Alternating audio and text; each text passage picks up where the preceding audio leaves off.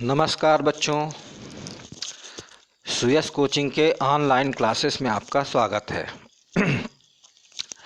कल हमने जाना था कि संधारित्रों का संयोजन क्या है और इसकी तुल्यधारिता मतलब ये कितने प्रकार का होता है। तो संधारित्रों का संयोजन क्या था कि जब इच्छित मान का संधारित्र उपलब्ध ना हो तो दो या दो से अधिक संधारित्रों को आपस में जोड़कर हम इच्छित मान का संधारित्र प्राप्त कर लेते हैं। तो ये जो जोड़ने की विधि होती है इसी को हम क्या बोलते हैं, संधारित्रों का संयोजन। और ये दो प्रकार का था, श्रेणी क्रम संयोजन और समांतर क्रम संयोजन। तो आज के इस लेक्चर में हम लोग श्रेणी क्रम संयोजन में तुल्यधारिता का व्यंजक हम कैसे निकालेंगे ये देखने जा रहे हैं। तो चलिए स्टार्ट करते हैं। ये होता है श्रेणी क्रम संयोजन। इसमें आपको अगर समझने में परेशानी हो तो मैं समझाने जा रहा हूँ। देखिए, हमारे पास तीन संधारित्र हैं, C1, C2 और C3। अब संधारित्र हैं तो इनमें दो दो प्लेटें होंगी। तो मैंने इनकी दोनों प्लेटों को नंबर 1 प्लेट और नंबर 2 प्लेट, इसी प्रकार 1 और 2 और 1 और 2 तीन जगह है, तीनों को दो दो प्लेटों को मान लिया है हमने। आई बात समझ में आपको? चलिए, फिर हमने क्या किया है कि पहले संधारित्र की जो नंबर 1 वाली प्लेट है उसे आवेश स्रोत, यहाँ देखिए +Q से जोड़ दिया है, जबकि अंतिम संधारित्र के दूसरी प्लेट को हमने पृथ्वीकृत किया हुआ है। तो जब हम इसकी परिभाषा बनाने जाएंगे तो कैसे बनाएंगे, ध्यान से देखिएगा चित्र में, क्योंकि परिभाषा थोड़ी इसकी बड़ी रहेगी तो आपको याद करने में दिक्कत होगी, पर चित्र से देखकर समझने में आपको बहुत जल्दी ही समझ में आ जाएगा। ठीक है, आइए देखते हैं। जब हमारे पास दो या दो से अधिक संधारित्र उपलब्ध हों तो उनको हम इस प्रकार से जोड़ें कि ये C1 क्या है, प्रथम संधारित्र, प्रथम संधारित्र के दूसरे नंबर वाली प्लेट यानी कि द्वितीय प्लेट को द्वितीय संधारित्र के, आइए फिर से शुरू से समझ लेते हैं कि प्रथम संधारित्र के द्वितीय प्लेट को द्वितीय संधारित्र के प्रथम प्लेट से, है ना, नंबर 1 वाली प्लेट से, इसी प्रकार द्वितीय संधारित्र के द्वितीय प्लेट को तीसरे नंबर के संधारित्र के तृतीय संधारित्र के प्रथम प्लेट से, और इसी क्रम में आगे संधारित्रों को जोड़ते चले जाएंगे। जैसे कि मान लीजिए अगर चौथा संधारित्र होता तो तृतीय संधारित्र की द्वितीय प्लेट को चतुर्थ संधारित्र के प्रथम प्लेट से, है ना, यानी कि पहले वाले की द्वितीय प्लेट को अगले वाले के प्रथम प्लेट से जोड़ते हम चले जाएं लगातार। फिर लास्ट में क्या करना है कि प्रथम संधारित्र के प्रथम प्लेट को हम क्या कर देंगे, आवेश स्रोत से जोड़ देंगे, और आखिरी संधारित्र जो भी रहेगा आपका उसकी द्वितीय प्लेट को पृथ्वीकृत कर देंगे। तो इस प्रकार से जो संयोजन बन के हमारे सामने आएगा उसे हम श्रेणी क्रम संयोजन कहते हैं, है ना। तो चित्र में आपने समझा कि प्रथम प्लेट मतलब प्रथम संधारित्र की प्रथम प्लेट को छोड़ देंगे, द्वितीय प्लेट को तृतीय संधारित्र की प्रथम प्लेट से, है ना, द्वितीय संधारित्र की द्वितीय प्लेट को तृतीय संधारित्र की प्रथम प्लेट से, और इसी क्रम में आगे जोड़ते चले जाएं जितने भी संधारित्र हमारे पास हों। फिर लास्ट में क्या करें, प्रथम संधारित्र की प्रथम प्लेट को हम पृथ्वीकृत आवेश स्रोत से जोड़ दें, और अंतिम संधारित्र की द्वितीय प्लेट को हम क्या कर दें, पृथ्वीकृत। तो इस प्रकार का संयोजन हमारा क्या कहलाएगा, समांतर क्रम संयोजन। देखिए, हमने परिभाषा भी लिख दी, इसीलिए जब दो या दो से अधिक संधारित्रों को इस प्रकार जोड़ते हैं कि प्रथम संधारित्र की द्वितीय, देखिए प्रथम प्लेट को हमने पहले छोड़ दिया है, नहीं लिखा है, कहाँ से स्टार्ट किया, प्रथम संधारित्र की द्वितीय प्लेट से। तो प्रथम संधारित्र की द्वितीय प्लेट को द्वितीय संधारित्र की प्रथम प्लेट से, फिर द्वितीय संधारित्र की द्वितीय प्लेट को तृतीय संधारित्र की प्रथम प्लेट से, और इसी क्रम में आगे संधारित्रों को हम जोड़ते चले जाते हैं। फिर प्रथम संधारित्र की प्रथम प्लेट को हम क्या करेंगे, आवेश स्रोत से, जबकि अंतिम संधारित्र की द्वितीय प्लेट को हम क्या कर देंगे, पृथ्वीकृत। तो इस प्रकार से जो संयोजन हमें मिलेगा वही क्या कहला जाएगा, समांतर क्रम संयोजन, श्रेणी क्रम संयोजन। आई बात समझ में? तो चित्र के आधार पर लिखना आसान है, याद करने की आवश्यकता आपको नहीं पड़ेगी।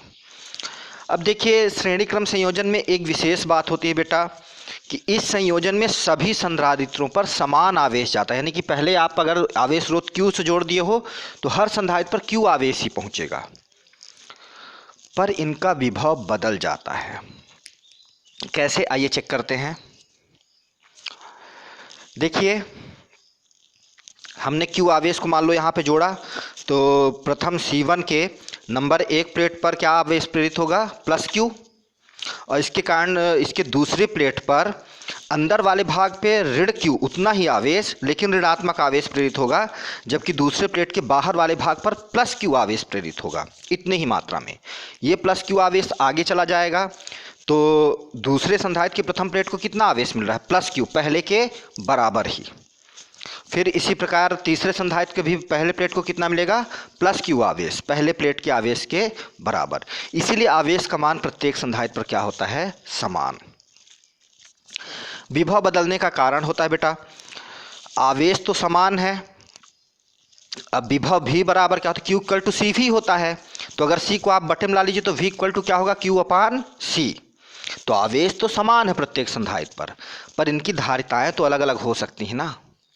और अगर धारिताएं अलग अलग हैं तो V equal to Q upon C के अनुसार सभी के का विभव क्या होगा? अलग अलग मिलेगा।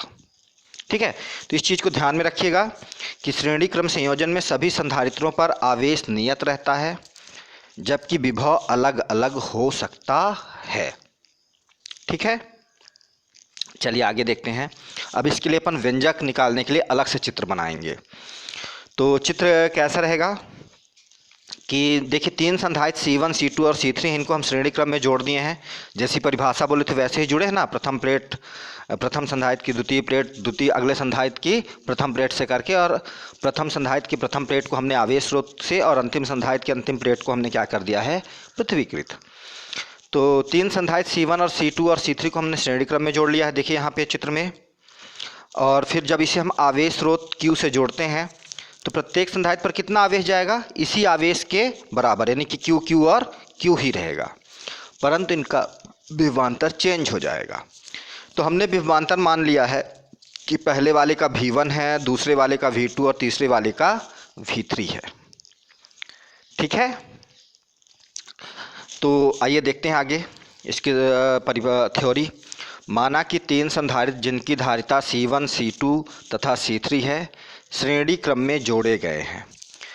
जब इनको प्लस Q आवेश दिया जाता है तब प्रत्येक संधारित्र पर Q आवेश पहुंचता है, पर इनके सिरों का विभवांतर V1, V2 तथा V3 हो जाता है। तब अब देखिए, आपके पास विभवांतर तीन मिले हैं बेटा, V1, V2 और V3। और विभव क्या होता है? अदिश राशि होता है, तो कुल विभवांतर जो होगा वो तीनों के योग के बराबर होगा। इसीलिए कुल विभवांतर जो आ गया पूरे परिपथ का आपका, वो कितना आया है? V बराबर V1 plus V2 plus V3 के बराबर। समीकरण नंबर फर्स्ट। अब ध्यान से देखिए, अभी अभी बताया कि Q इक्वल टू सी भी आप लोग वहाँ पे देखे थे, है ना। तो अगर हम C को बटे में ला ले तो V इक्वल टू क्या हो जाएगा?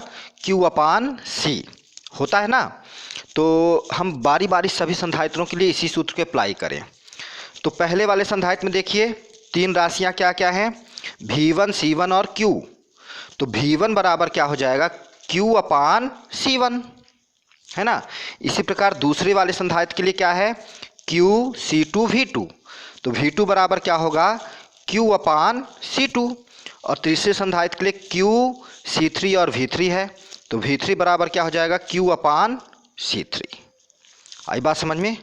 तो आगे देखिए, तो यहाँ पे आप कोष्टक में आगे समीकरण 2 के आगे लिख दीजिएगा कि चूंकि V equal to Q upon C होता है, इसीलिए V1 बराबर Q अपान C1, V2 बराबर Q अपान C2 और V3 बराबर Q अपान C3 हो जाएगा। ठीक है, फिर हम समीकरण 2 से इन तीनों का मान उठा के समीकरण 1 में रख देते हैं। तो क्या हो जाएगा? कुल विभव भी बराबर V1 की जगह पर, यहाँ पे मैंने V1, V2, V3 लिख दिया है, आप लोग इसे C1, C2 और C3 लिखिएगा।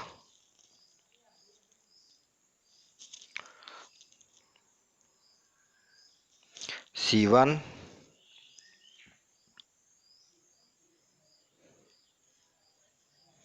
C2 and C3। ठीक है बच्चों, तो तीनों का मान हमने V1 V2 और V3 का उठा के यहाँ पे रखा, तो क्या हो गया V इक्वल टू Q बटे C1 प्लस Q बटे C2 प्लस Q बटे C3। अब Q तो तीनों जगह एक बराबर ही है, तो Q को हम कॉमन ले लेंगे, तो अंदर क्या बचेगा 1/C1 plus 1/C2 plus 1/C3। चलिए आगे देखते हैं। अच्छा, इस पूरे संयोजन में अभी तो सभी की अलग अलग धारिता C1 C2 C3 है, पर पूरे संयोजन की तुल्य धारिता, कुल धारिता जो हमको निकालनी है वो कुछ ना कुछ हम मान लें। अगर तो हमने क्या मान लिया C, तो यदि संयोजन की कुल धारिता C हो तो कुल धारिता C है, और कुल विभव हमने V माना है, अभी पहले आपको देखे हो आप लोग, है ना। तो अब विभव बराबर V बराबर क्या हो जाएगा, कुल आवेश बटे कुल धारिता, यानी कि V बराबर Q/C। देखिए यहाँ पे हो जाएगा ना इतना। तो जो हमारा कुल विभव था V, उसकी जगह पर हम क्या Q/C लिख सकते हैं। तो देखिए हमने यहाँ पे Q/C विभव की जगह पर लिख दिया, और Q को कॉमन ले लिया, तो अंदर कोष्टक में क्या बचा 1/C1 plus 1/C2 plus 1/C3। आई बात समझ में। अब इसके बाद हम क्या करेंगे, इस Q को अगर हम बटे में ले जाते हैं तो ये बटे में जाएगा, तो Q से Q कैंसिल आउट हो जाएगा, तो आपके पास शेष क्या बचेगा 1/C equal to 1/C1 plus 1/C2 plus 1/C3। बच्चों यही है श्रेणी क्रम संयोजन में तुल्य धारिता का व्यंजक। बहुत ही अच्छे से तैयार करिएगा। NCERT सिलेबस होने के बाद तुरंत दूसरे साल ही ये क्वेश्चन 5 नंबर में आया था कि संधारित्रों को श्रेणी क्रम एवं समांतर क्रम संयोजन में तुल्य धारिता का व्यंजक निकालिए 5 नंबर का। तो वेरी मोस्ट क्वेश्चन है, बहुत अच्छे से इसे तैयार करिएगा, और सरल भी है, तो इसलिए आपका जल्दी भी तैयार हो जाएगा। तो व्यंजक समझ में आ गया होगा। अब आइए देखते हैं इसके संबंधित कुछ न्यूमेरिकल लगाते हैं ताकि व्यंजक हमें स्पष्ट हो जाए। तो हमने एक न्यूमेरिकल लिया है केवल 2 संधारित्र का, कि हमारे पास 2 संधारित्र C और C धारिता के हैं जिन्हें श्रेणी क्रम संयोजन में जोड़ा गया है। तो A और B बिंदुओं के बीच, इस चित्र को देखिएगा, A और B बिंदुओं के बीच तुल्य धारिता ज्ञात कीजिए। आपको तो मालूम है कि तुल्य धारिता के लिए श्रेणी क्रम संयोजन में तुल्य धारिता 1/C बराबर 1/C1 प्लस 1/C2 होता है। तो C1 का मान भी C है और C2 का मान भी क्या है C। तो हमने इसलिए डायरेक्टली लिख दिया है कि 1/C बराबर 1/C प्लस 1/C, है ना। C1 का मान यहाँ पे हमने C रखा है और C2 का मान भी यहाँ पे हमने C रखा है। तो इन दोनों का एलसीएम कितना आ जाएगा, C आ जाएगा। तो C से C कैंसिल आउट, तो अंश में क्या आएगा आपका 1। इसी प्रकार इस C से ये C कैंसिल आउट हो जाएगा, तो अंश में क्या बचेगा 1। तो इसीलिए 1/C बराबर 1 धन 1/C, 1 धन 1 क्या होगा 2 होगा, तो 1/C बराबर 2/C। तो C बराबर C/2 आ जाएगा आपका। ठीक है, अगर ध्यान से आप सोचिए इस चित्र के बारे में, तो ये जो व्यंजक हमारा आया है, सभी संधारित्रों की धारिता समान थी, C ही थी। C की जगह पर आप 2 2 लिख सकते थे, या 4 4 या 8 8, जो भी मान आपको दिया गया हो, तो पर सभी संधारित्रों की धारिता क्या थी, समान। और धारिता समान है और सभी किस में जुड़े हैं, श्रेणी क्रम में। तो श्रेणी क्रम में तुल्य धारिता निकालने के लिए, जबकि सभी की धारिताएं समान दी गई हों, चाहे जितने भी संधारित्र हों, तो हम क्या कर सकते हैं कि तुल्य धारिता बराबर एक संधारित्र की धारिता C बटे संधारित्रों की संख्या, कितने संधारित्र थे 2, तो बटे 2। तो C/2 डायरेक्टली हम इसका आंसर लिख सकते थे क्या, बिल्कुल। तो आइए देखते हैं। मान लीजिए हमारे पास CC धारिता के 3 संधारित्र दिए गए हैं, तो इसकी तुल्य धारिता कितना निकाला लोगे, एक संधारित्र की धारिता C बटे संधारित्रों की संख्या कितनी है 3, तो बटे 3, यही इसकी तुल्य धारिता हो गई C/3। आप चाहो तो अपने रफ में चित्र बना के बढ़िया से C1 C2 C3 को CC मान के तीनों को सूत्र लगा के आप हल करके देखिए, इतना ही आंसर आएगा।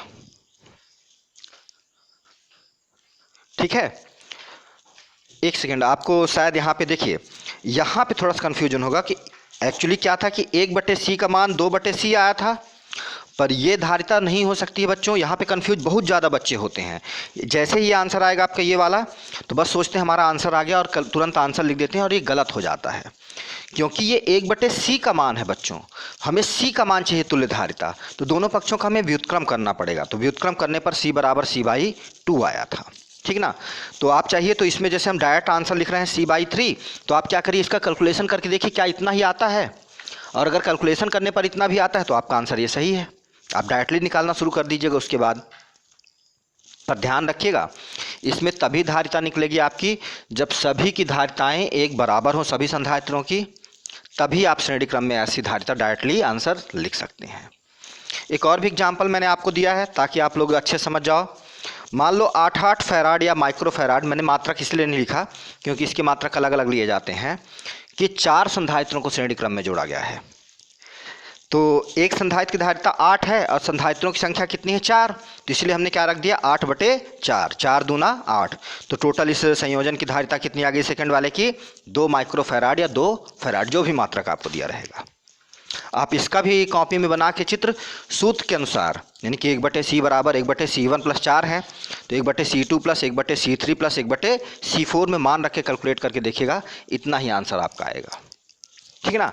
तो ये एक ट्रिक हुई आपकी डायरेक्टली आंसर निकालने के लिए, जिसको आप अप्लाई करते रहिएगा।